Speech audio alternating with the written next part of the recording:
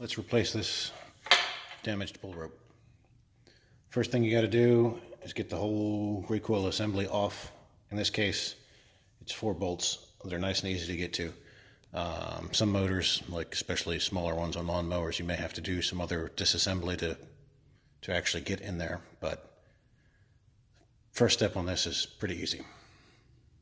Now, while every application may be a little bit different, you're going to have variations of the same theme. So this cup with these notches in it is attached to the flywheel. You're going to have something on the flywheel, obviously, to turn it. And then when you pull the rope, when you pull the rope, it rotates something inside. There's a spring behind it. And see those little claws that come out? That's what engages in there to turn everything, and then when the tension's off, they retract so that it can spin freely around them.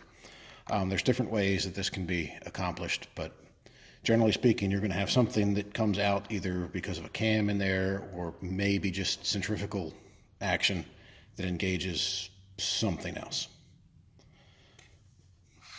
And behind it, you're going to have a spring. I don't know if I want to show you that spring or not. I may do some investigating without the camera on, because it's a big flat spring that's wound up in there, and if it comes out, it can be kind of a pain to get back in. I don't know. It's going to require some two-handed investigation. All right, I got a little brave. Even though this is not necessary for replacing the string, in the interest of education, I started taking it apart. So this piece was on there. These are the little paws or claws that come out, and when it turns, there's these grooves in here that make them come out. This is all plastic, which is disappointing. Other ones I've taken apart, it's metal, and it's, I mean, again, it's, you know, variations on the theme, but they use counterweights, and I don't know, this just does not seem very robust in here. So, because you've got these little tabs, I don't know. And these seem to be spring loaded. Oh yeah, they sit on springs. And then the big springs underneath. Yeah, it's a little scary because it is tensioned. Maybe I should take the tension out of it before I expose it. Because, well, it's going to have to be T-tensioned anyway. All right, hold that thought. All right, I untied my knot, so the string got sucked in, and now it's just, there's no spring tension, it's just kind of floating. I'm not 100% sure what I'm going to see under here. Hopefully it all stays put. Oh, there it is. Oh, yeah, okay. So the spring is in the pulley side. There's stuff falling out of it. Oh, it was those little springs that fell out. There's one. I'm going to have to find the other one. So there's the spring.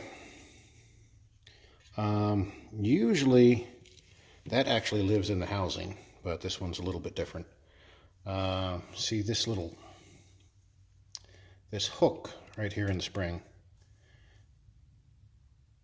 hooks into this, and it's greasy in it. I like the fact that it's got grease on it. That's good that it's lubricated. So that holds that in place, and as the wheel turns, I don't know that I can demonstrate this with one hand. As the wheel turns, it puts tension on the spring like that, and that's what makes it retract. I don't know if that makes sense. I want to find that little missing spring and get this back together, because if this pops out, which they can do, because even though it's not under tension, it is. There, where all these layers are. If this thing pops out, it's, I don't know, like 6 feet long and a real pain in the butt to deal with. And that's a whole other video in itself. So, closing thoughts on this segment when I go looking for that other spring.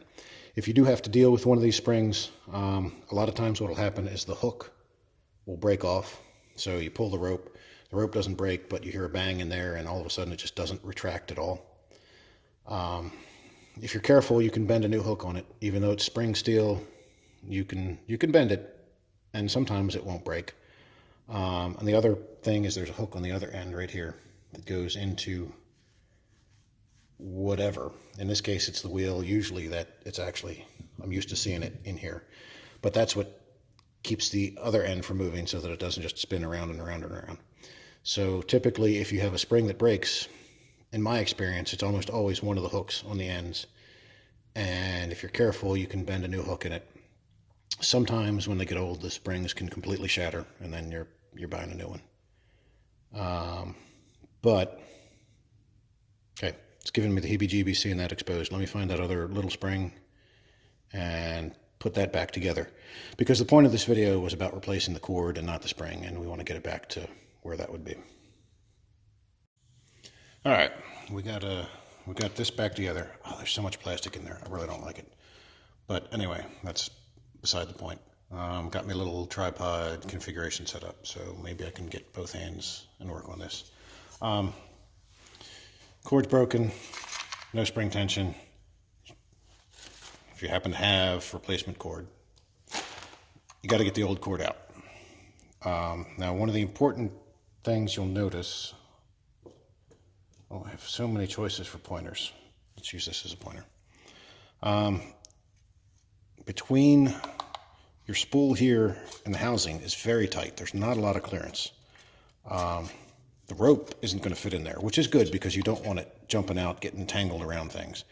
However, with it trapped in there and only this little hole, you can't do anything to it. So fortunately, newer machines have a little notch somewhere that's big enough to let the rope fit, because when you tension it, you're going to have to go around, and it's also going to help us to get the old rope out. I have worked on some really old machines that don't have this little notch, and it's a mess. You got to kind of lift it and cock it out. Anyway, look for the little notch. You'll want a variety of tools for getting in there. I've got some nice picks. You may have to improvise. Now, see how it won't fit? It's stuck. So for taking it out, I guess you don't need the notch for taking it out. You can just unwind it like that.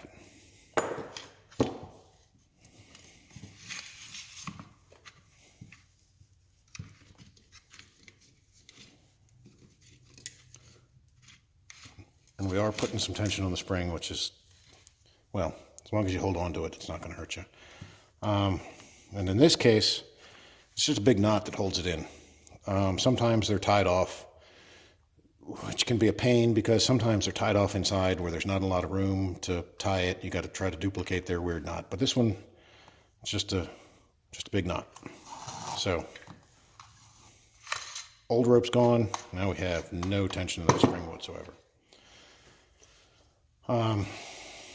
The other end, again, this is just a knot and plastic. What I think is a better system is sometimes there'll be a rubber handle and it'll be a metal insert inside that you actually feed the rope through and put your knot in there. But anyway, we're working with what we got here. So we probably want to work and get about the same length cord.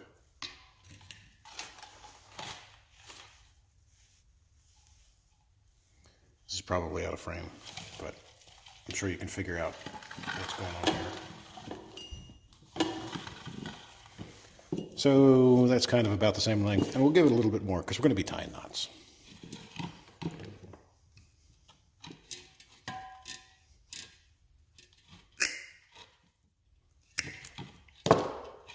And I like to burn the ends so they don't fray. I mean, you're tying a knot in the end of it, so it shouldn't really matter too much once you get it in, but it's always a good idea, I think.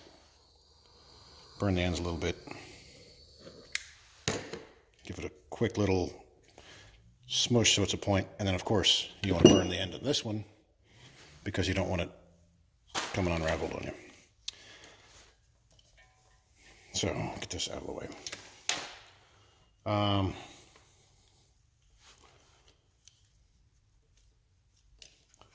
So now we want to find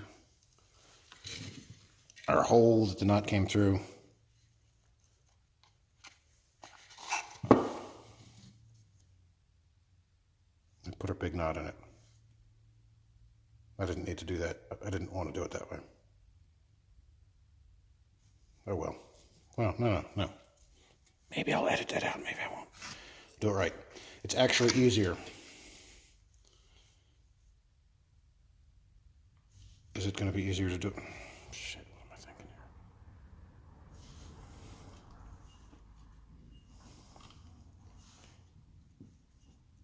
here? You want to have this string not through that hole to tension it.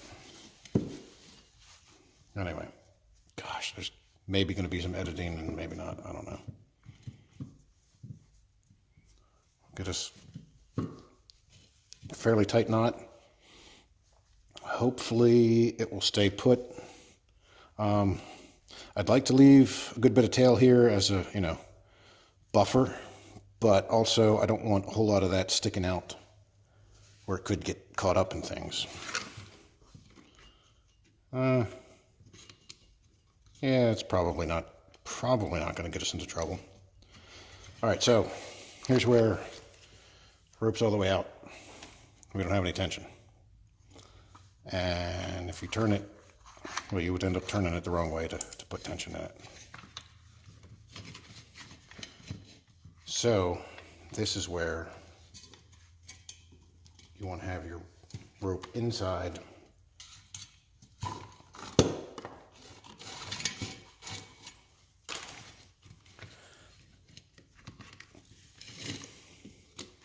And this is where your notch is important, because now you can, with the rope in the notch, you can turn it and put tension on the spring. I don't know how many times you're supposed to turn it. I just kind of do it by feel and hope that I guess right. And I guess different machines will be different.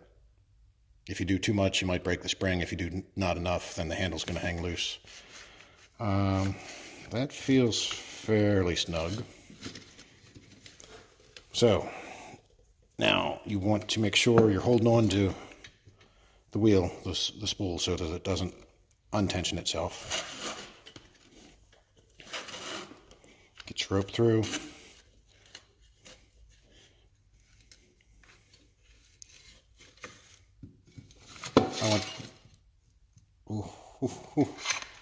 Okay. So that was lucky. Sort of. So it slipped. You want to not do that. But it also told me I don't have enough tension, because if I put the handle on, this is going to be hanging. So find our notch. Give us another couple of turns. Then fish it through. So you do not want to lose control of this end and have it sucked all the way in, because if you do, the whole thing's going to spin around and you're going to lose all your tension. So now I'm paying attention to what my fingers are doing and not so much what my mouth is doing. And yes, that feels like it's going to retract it. It's not going to leave the handle hanging. So this is where, if you have a simple handle like this, you're not fiddling around with other, like the piece of metal, you don't have to worry too much. I just wrap it around my finger so that it can't get sucked in. If I had to do a whole lot of fiddling around with it, I might tie it around a screwdriver or something, because you don't want to lose this in there, because then you got to start over tensioning the whole thing. And this is nice and easy to deal with. Again, I don't trust it because it's plastic, but get us a knot in there.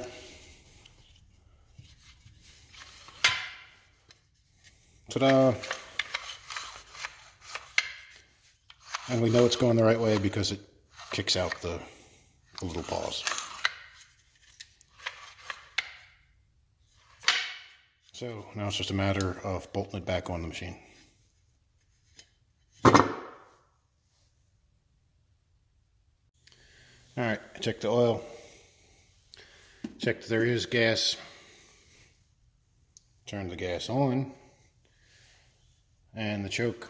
I don't expect this thing to start easily, but whatever. I just want to make sure the starter at least works.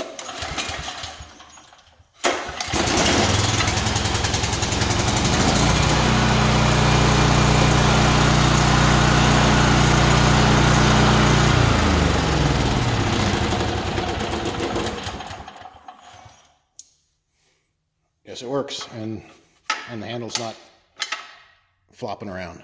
So, yay. Now we're ready for the power to go out again.